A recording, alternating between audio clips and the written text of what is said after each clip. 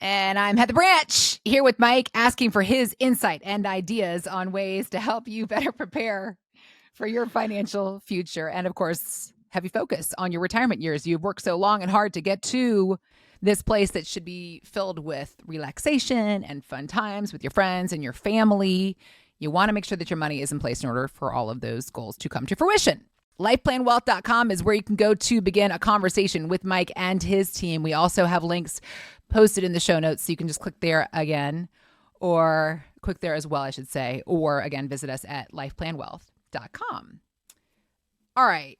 We were talking off air about as I'm no longer a natural blonde. I'm now mostly gray, but as a natural born blonde.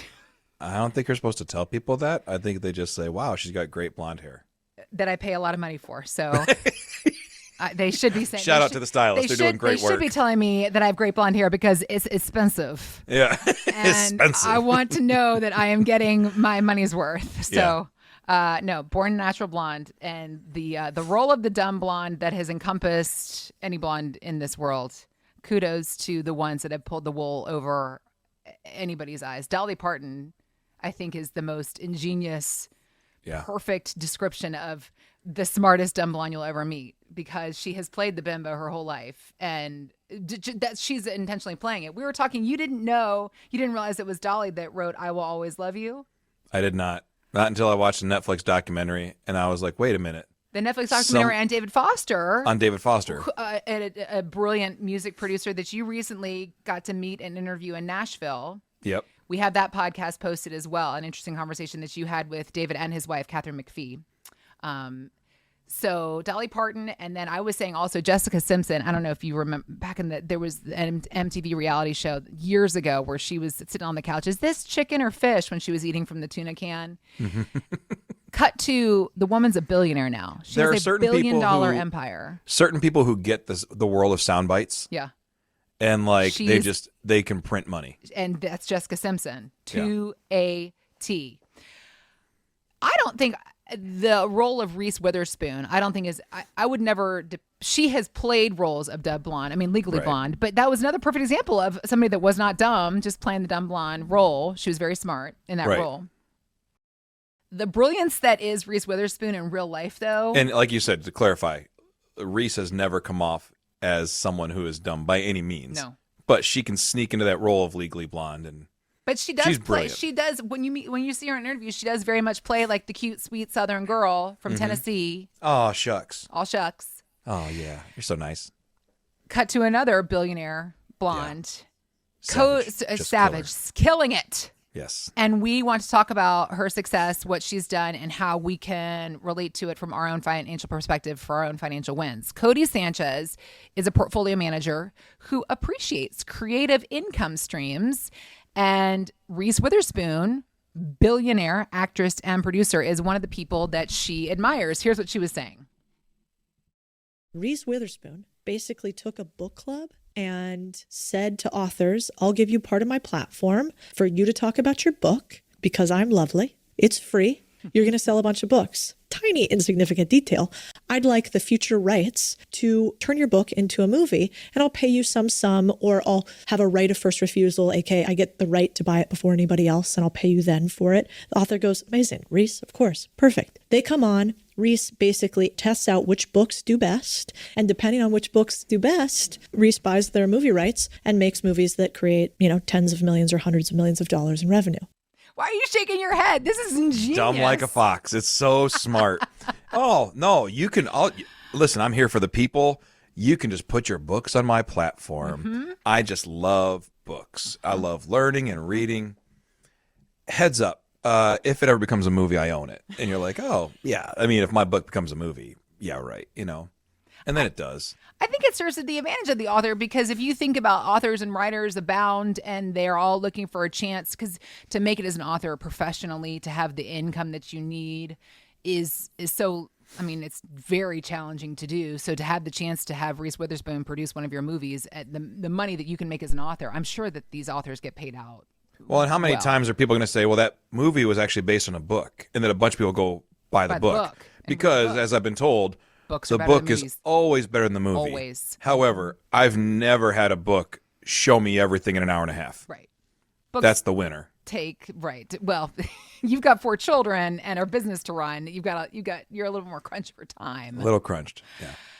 Thinking about what Cody Sanchez was just reiterating as far as Reese's strategies. Again, all right. So very few of us are ever going to become a billionaire producer, actress type like Reese Witherspoon is. However, with blonde hair like what you got going, though, I think we're on our way. This you can buy. A lot of people can get this, though. Yeah. This is for sale. I pay for mine every month, so get yours if you want yours. But thinking about folks in their retirement years, because this is the whole thing about when you transition out of your working years into your retirement years, is now you're quitting the income, the paychecks of your employer. Now you got to make that savings, give you the income streams that you need. And for a lot of folks, they need these various multiple different options as far as income streams go. So let's talk about how we can essentially take the lessons that Reese is teaching us with her business strategies and how we can apply them to our retirement strategy and build these income streams out for our retirement years. Yeah, absolutely. There's a lot of different ways you can get income in retirement. And we tend to think of it just in one or two models, but there's several. You can do real estate. I think real estate is a great tool. You get rental properties, people pay you rent, and as long as your rent outweighs your expenses, you net some income. It's pretty good. Mm-hmm. It is hard on one or two rentals to live off the income. There's generally a rule that if you want substantial income, you need at least 5 to 7, if not more, to start creating that gap, because if each one is giving you, let's just say $500 a month of a gap between your expenses and what you make, what you're making on it. All right, well, then that's $500 a month. I can't live off the 500. But if I get 5 to 7 of those, now I've got about $2,500, $3,500 plus my Social Security. I can live off that number. Just to be aware that real estate tends to have a shelf life. I sit with a lot of people in their 50s and they say, I love real estate. I'm going to do this forever. And then I hear people in their 70s say, I'm done with this. I'm just over it. I lost my longtime renter. I don't want to restart. I don't want to deal with a rental company or a property management company. I don't want to deal with that. I'm out of here. And the stinking part is when you sell that property, they quit giving you rental income. You know what I mean? You sell the house and they won't give you rent anymore. So now I have to repurpose the cash. Now, granted, hopefully it's appreciated and it's grown, but that's rental income. It's a great way of getting rid of some taxes because real estate's one of the best legal tax havens there is out there where you can invest some money into your rentals and therefore you don't have to pay income tax on it. But outside of that, in the investment world, there's 3 or 4 good options. Okay. The first one is just a general market portfolio. I have $1 million. I'm going to use the rule of 4%. That means I get $40,000 a year out of this thing. And over the course of 30 years, I should be able to make it through 30 years with that money. That works. The only thing you have a risk of is what's called sequence of returns risk. Sequence of returns basically just says, and I know we're getting kind of technical, but it's people's retirement. And so to know the information matters. But sequence of returns basically says if you retired in 2000 or if you retired in 2009, you had 2 completely different experiences. So, for example, you retire in 2000. Well, 2001, 2, and 3 were all negative years in the market. The market dropped 43% over 3 years. And you're taking out 3 to 4% to live off of because that's what you planned on. Well, now you're 3 years into retirement and you're down over 50%. Well, that stinks. That's a crappy way to start your retirement. On the other hand, you retired March 2nd of 2009, the very bottom of the stock market. And every year, 2009, the market finished 29% positive, and it kept running up for one of the most historic bull runs we've ever seen in the history of the stock market from 2009 to 2021. And you say, this rule of 4% thing's really sweet. Every year, my balance goes up, which means my 4% goes up, and I'm pulling off of an appreciating asset, and therefore I get more income every year. The market's the best thing in the world. 2 different views using the same strategy. The only difference is what the market happens to be doing when you're ready to stop working. Okay. So there's volatility depending on whether the market's good or bad. If you're taking money out of it, it's called sequence of returns risk. And literally it breaks down to what is the sequence of the returns of the market against when you start taking money out. If it's good, it's great. If it's bad, it's really bad. So just be aware of that risk, because if you retired at the end of 2021, 2022, the market dropped 20%. And then it rebounded this year, and it's been dropping ever since the middle of July. So now we have to be aware that if we're in a 2 to 3 year slump, you're pulling money from a 2 to 3 year slump. And that's a tough time. The second option, outside of, again, rental properties or the general market portfolio, is something along the lines of a dividend or preferred stock strategy, or like structured notes. Something like that where you are getting a promised payout based on the amount of money you have invested.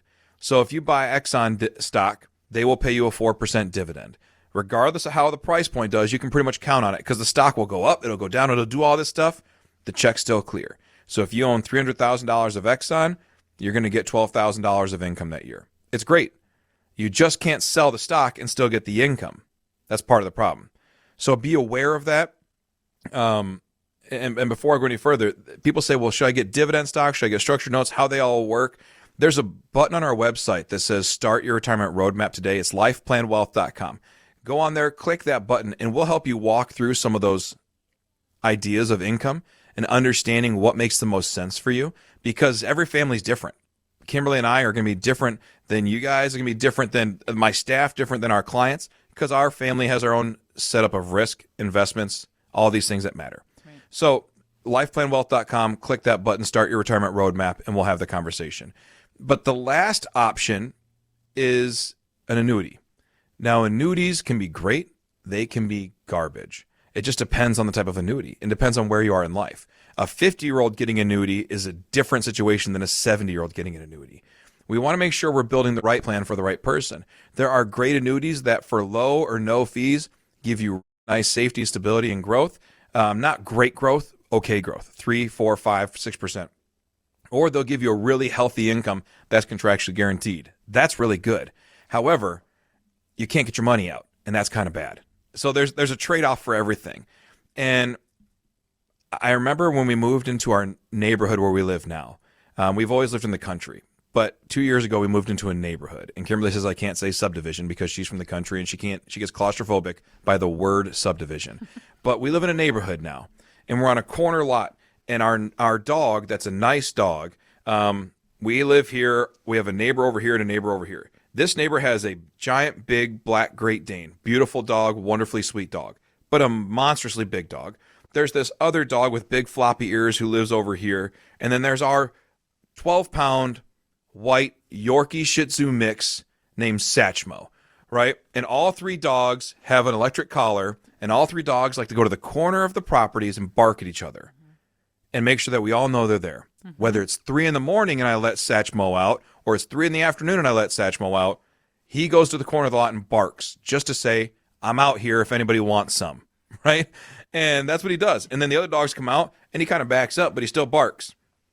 Well, what's the difference? Well, we lived in the country and he didn't know that there was all these other people out there. Now that he's there, he loves to bark. He can't do anything about it. He's not going to run through that collar, but he wants to let people know.